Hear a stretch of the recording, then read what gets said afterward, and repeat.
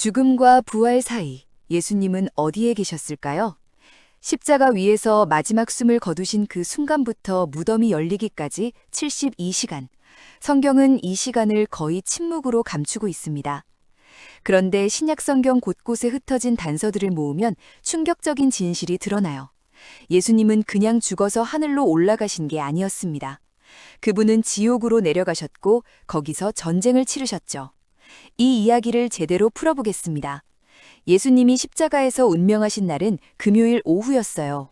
제자들은 그분의 영혼이 하늘나라로 올라가길 바랐지만 그런 일은 일어나지 않았습니다. 금요일 저녁부터 일요일 새벽까지 예수님은 완전히 사라지셨거든요. 시신은 무덤에 있었지만 영혼이 어디 있는지는 아무도 몰랐죠. 사실 예수님 본인이 이미 예언하셨습니다. 인자가 땅속 깊은 곳에 사흘 밤낮 있을 것이다 라고요. 사도 바울이 이걸 정확하게 설명하는데 예수님이 부활하시기 전에 먼저 땅의 낮은 곳으로 내려가셨다고 기록했어요. 베드로전서에 나오는 한 구절이 결정적인 단서를 줍니다. 그리스도께서 육체로는 죽임을 당하셨으나 영혼으로는 갇힌 영들에게 가서 선포하셨다는 내용이에요. 당시 유대인들은 죽음 이후의 세계를 스올이라고 불렀는데 이건 우리가 흔히 생각하는 불타는 지옥과는 좀 달라요. 의로운 사람도 악한 사람도 일단은 다 거기로 가서 최후의 심판을 기다렸거든요. 유대 전통에 따르면 이 공간은 두 구역으로 나뉘어 있었다고 해요. 한쪽은 의로운 사람들이 머무는 아브라함의 품, 다른 한쪽은 악한 자들이 고통받는 장소였죠. 예수님은 영으로 그곳에 내려가셨고 선포하셨는데 이건 단순한 설교가 아니었어요. 적진 한복판으로 들어가는 군사 작전이었거든요. 히브리서는 죽음의 권세를 가진 자, 곧 마귀를 멸하시려고 예수님이 죽으셨다고 말합니다. 사탄이 죽음의 권세를 가지고 있었다는 얘기죠. 그는 사람이 죽은 후에 운명에까지 영향력을 행사했고 그 영역을 지배하면서 영혼들을 가둬두었습니다. 예수님이 내려가신 곳은 그분의 최대 적이 다스리는 왕국이었던 겁니다. 여기서 결정적인 단서가 나오는데요. 요한계시록에서 부활하신 예수님이 직접 선언하시거든요. 나는 죽었었지만 보라, 영원히 살아있다. 그리고 나는 사망과 음부의 열쇠를 가지고 있다.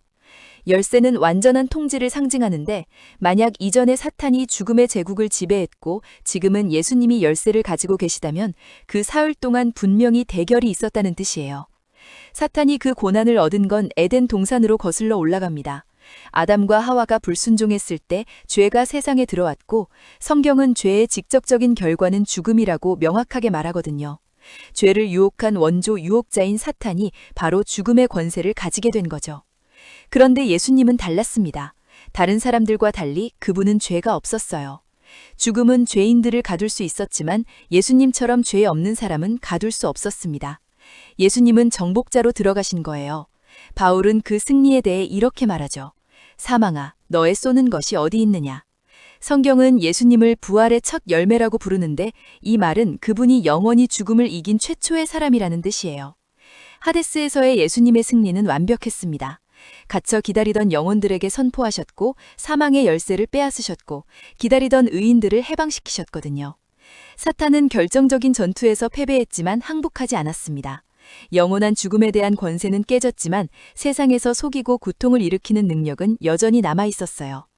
부활절 아침, 그가 할 수 있는 유일한 방어는 거짓말이었죠. 종교 지도자들은 군인들에게 돈을 주며 제자들이 시신을 훔쳐갔다는 거짓 이야기를 퍼뜨리라고 명령했습니다. 사람들이 부활을 믿지 않으면 죽음에 대한 승리가 의미 없을 테니까요. 이 모든 이야기가 단지 과거의 신앙만은 아닙니다. 오늘날 우리 삶에 직접적인 함의를 가지고 있어요. 부활절 아침 빈 무덤이 발견되었을 때 그건 예수님 승리의 시작이 아니었습니다. 그건 영적 영역의 깊은 곳에서 이미 승리한 전투의 가시적 결과였죠. 이 승리는 우리와 죽음의 관계를 완전히 바꿔놨죠. 이 미션 덕분에 믿는 자들은 더 이상 죽음을 두려워할 필요가 없습니다. 예수님이 열쇠를 가지고 계시다는 건 죽음의 문이 더 이상 적에 의해 통제되지 않다는 뜻이거든요. 우리 구사주가 통제하시는 겁니다. 죽음은 더 이상 넘을 수 없는 벽이 아니라 이 생에서 다음 생으로 그리스도의 임재로 가는 통로가 되었어요. 결국 지옥 강화 이야기는 우리에게 하나님 사랑의 놀라운 깊이를 보여줍니다.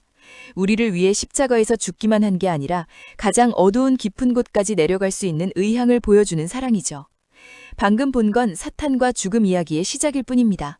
사탄이 죽음에 대한 지배력을 잃었음에도 불구하고 여전히 땅을 배왕하고 있고 그리스도가 돌아오실 때까지 계속 그럴 거예요.